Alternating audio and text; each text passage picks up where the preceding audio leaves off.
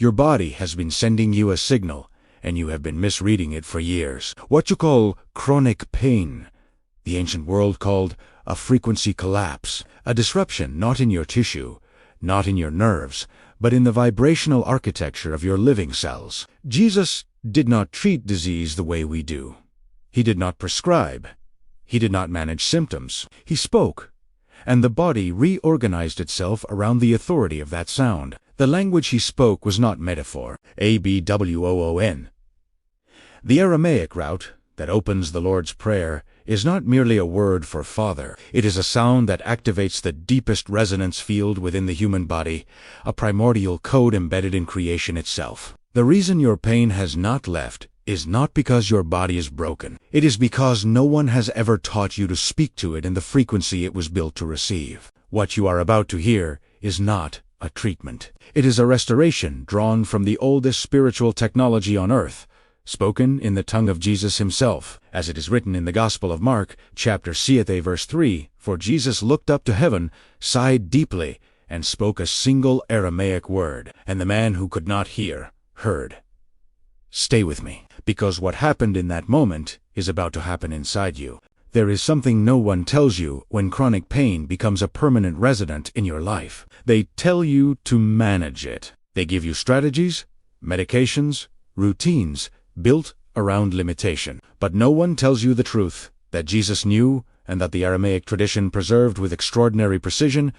The body was never designed to be a container for unresolved suffering. It was designed to be a vessel for divine frequency. The word abwoon appears at the very opening of the prayer. Jesus taught his disciples a prayer that was not originally a religious formula, but a vibrational transmission. In Aramaic, abwoon is a composite sound. It carries within it the concept of the source, the breath, and the womb of all creation. To speak abwoon is not to address a distant deity. It is to activate a resonance that was woven into your cellular structure before you drew your first breath. Modern neuroscience is only beginning to understand what ancient healers already knew. The nervous system does not merely react to pain, it learns Italiano. When pain becomes chronic, the body has not simply failed to heal. It has encoded a vibrational pattern, a dissonant frequency that loops through the neural architecture like a song on repeat.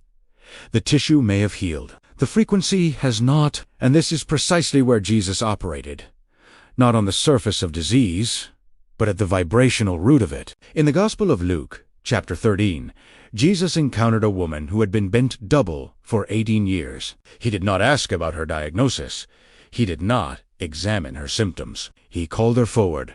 He spoke to the condition directly, and he declared her loosed, not healed, but loosed, freed from the frequency that had bound her. The distinction matters enormously. Healing suggests something was fixed. To be loosed means the encoded pattern was broken at its origin. Abwoon is the sound that initiates that loosing. It is not a mantra borrowed from Eastern tradition. It is the breath language of the one who spoke the universe into existence. And it carries the same creative authority when it moves through your body today. What you are beginning to understand right now is not theology. It is the most practical knowledge you have ever encountered about the body you live in. Why modern medicine cannot reach where Jesus reached? Before you continue, understand that this is not an argument against medicine. Doctors, treatments, and diagnostics have preserved countless lives. But there is a domain of human suffering that clinical science has consistently failed to reach, and chronic pain sits precisely at the border of that territory. It is the condition that most often exhausts the medical system, leaving patients with diagnoses that explain the mechanism but offer no resolution for the experience. Jesus operated in exactly this space. The Aramaic worldview that shaped the teaching of Jesus did not separate body, mind, and spirit into clinical categories. These were not three systems to be treated independently. They were three expressions of a single vibrational field. When abwoon is spoken, when the sound is formed not merely in the mouth, but in the chest, in the belly, in the breath, it moves through all three layers simultaneously. It does not target a symptom. It addresses the field. Abwoon begins with a sound that requires breath to exist. You cannot whisper it with a closed chest. You cannot speak it without engaging the diaphragm, the same respiratory center that dysregulates under chronic stress and pain. This is not coincidence. The Aramaic sages understood that the body's healing gateway was the breath, and that sacred sound, carried unconscious breath, could reorganize what had become disordered. What Jesus did with a word, he was showing his disciples what was always available to them. The Gospel of John, chapter 20, verse 22, records a moment after the resurrection that is almost always spiritually explained and almost never physiologically understood. Jesus breathed on his disciples and said, "Receive." He transmitted something through breath, through sound, through frequency. The disciples who received that transmission were never the same, not because of theology alone, but because something in the vibrational architecture of who they were had been permanently reorganized by direct contact with the source frequency, the same frequency embedded in a book. Chronic pain persists, not because the body is stubborn. It persists because the frequency that produced it has never been interrupted at the level where it lives. You have been treating the echo while the source continues to broadcast. What Jesus came to demonstrate was that the source could be reached, and what you are learning here is how to reach it through the same language he used. If you've made it this far, it was not by accident. Few are truly ready to go deeper end. That's perfectly fine. One more important note before you continue. The Aramaic spoken by Jesus carries layers of meaning that are closely connected to its sound, rhythm, and expression. Because of this, you may occasionally hear slightly different pronunciations of the same word. To help you experience the original teaching more clearly, we display the Aramaic word on screen, together with its pronunciation and its meaning. If you would like to explore these ancient teachings in greater depth, you'll find our study guides in the pinned comment below. With gratitude for walking this path together, Abun and the architecture of cellular resonance, and the best is yet to come in the next chapters. You'll discover what could change everything for you. What happens inside the body when Abun is spoken with intention is not mystical in the way that word is often dismissed. It is deeply structural. The human body is not primarily a chemical system. It is a vibrational field organized around frequency. Every cell membrane, every organ carries a resonant signature. Every neural pathway holds not just electrical signals, but patterns, and patterns can be interrupted, reorganized, and restored. This is the territory where Jesus moved with absolute authority. The opening sound of Abun requires the throat to open fully. It cannot be produced with a closed chest or a guarded breath. A person living in chronic pain breathes differently, shallow, restricted, armored against the next wave of sensation. When Abun is spoken correctly, it physiologically reverses this pattern. To produce the sound is to open, and opening is the first act of healing. There is a reason Jesus chose this word as the gateway to the most powerful prayer he ever taught. He did not open with doctrine. He opened with a sound that reorganized the body of the one speaking it before a single petition was made. In the Gospel of Matthew, chapter 6, Jesus instructs his disciples to enter stillness before they pray, because stillness allows the frequency of Abun to move without interference through the body's resonant field. The pain living in your body has a frequency, and frequency can only be displaced by a stronger frequency. Abun carries the creative authority of the source from which all living things were made. When that sound enters a body held in chronic suffering, it does not fight the pain. It simply outranks it, speaking the sound that rewrites the pattern. Understanding Abun intellectually will not dissolve chronic pain. Knowledge, in the Aramaic tradition of Jesus, was never meant to remain in the mind. The Aramaic word yad, meaning to know through direct experience, through intimate contact, reveals what Jesus truly expected from his followers. Not study from a distance. Direct encounter with the frequency of restoration. This distinction matters enormously when it comes to chronic pain. The mind can absorb a concept while the body remains completely unchanged. You can understand sound healing, neuroplasticity, the vagus nerve, and your nervous system may receive none of it at the level where the encoded pattern actually lives. What bypasses that barrier is not more information. It is vibration produced in the body, by the body, moving through the very architecture where suffering was originally stored. When Jesus healed, he used his voice as the instrument. He did not lay hands in silence. He spoke.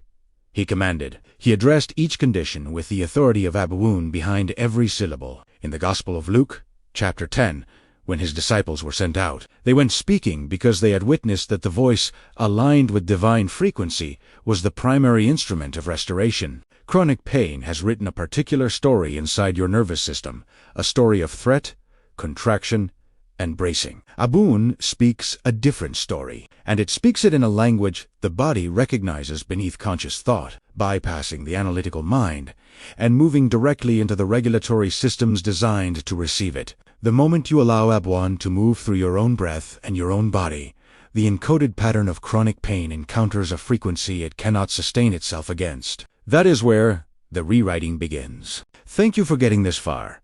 If the awakening of consciousness is hitting you hard, it's a sign that you're ready to go deeper. The study guides are waiting for you in the pinned comments. The Transformation Protocol, Entering the Frequency of Abun. What you are about to receive is not a technique invented by modern spiritual teachers. It is a restoration of something Jesus practiced and transmitted, a living protocol carried inside the Aramaic language itself, preserved across centuries precisely for a moment like this one in your life. The protocol begins with posture, not ritual posture, biological posture. Jesus consistently withdrew to quiet places before moments of profound power. The nervous system cannot shift from threat to restoration while the body remains in a posture of defense. Sit without crossing your arms. Allow your chest to be open. Let your feet contact the ground. This is not preparation for prayer. This is the body signaling to itself that the pattern of bracing is no longer required. Then comes the breath. Before you speak Abun, you breathe it. A slow, full inhalation, drawn not into the shoulders but into the belly, into the base of the lungs where the vagus nerve is most densely concentrated. Oldie tintly. Then release it as sound. Let Abun ride the exhale without force, without performance. The sound should feel like something leaving, because that is precisely what is happening. Repeat this 7 times. In Aramaic numerology, 7 is the number of completion of a cycle brought to its natural resolution. Jesus did not use this number casually. 7 repetitions of Abun, carried on conscious breath, create a sustained vibrational intervention in the body's pain, encoding not a cure administered from outside, a restoration initiated from within. After the 7th breath, remain in silence. Do not evaluate. Do not measure. Simply allow the body to process what it has just received. The reorganization does not always announce itself dramatically. Sometimes it arrives as a softening, a slight release of tension in the jaw, the shoulders, the chest. That softening is Abun doing exactly what Jesus knew it would do, loosing what had been bound from the inside out. What changes when the frequency changes? Chronic pain rarely disappears in a single moment. But something else happens first, and this is what Jesus understood that the medical model has never fully mapped. Before the pain leaves, the relationship to the pain changes. The body stops organizing itself around the threat of the next wave. The nervous system begins to remember what it felt like before the pattern was encoded, and in that remembering, space opens, space where something new can be written. Abun does not promise a painless life. What it restores is your body's original capacity to process, to move, and to release, rather than accumulate and hold. The woman in Luke chapter 13 did not leave her encounter with Jesus simply without pain. She left standing upright for the first time in 18 years. Her entire orientation toward life had shifted. That is what frequency restoration produces. Not just the absence of suffering, but the presence of a posture that suffering can no longer dominate. This is available to you, not because of spiritual achievement or religious correctness, but because Abun was placed inside the body's design before pain ever entered the picture. It is not foreign to yourselves. It is native to them. Jesus was not introducing something new when he healed. He was restoring what was always meant to be there. Every time you return to this practice, the pattern of chronic pain loses more of its structural hold. Every breath carrying Abun is a vote cast for the body's original frequency over the encoded disruption. Over time, and sometimes far sooner than the mind expects, the body begins to respond accordingly. I am glad you are here, and I mean that deeply. The fact that you are seeking this knowledge tells me everything about where you are in your journey. Study guides with deeper teachings are waiting for you in the pinned comment below. With gratitude for walking this path together. Before you leave, If this message touched your heart or brought new understanding into your life, write the word restoration in the comments below. Your testimony may encourage someone else who is seeking healing and renewal. Thank you for sharing this moment of ancient wisdom with us. Until the next revelation, walk in freedom and walk in the power of Abu. Be open. Make sure you are subscribed and have notifications turned on so you don't miss this unfolding revelation. Walk in peace.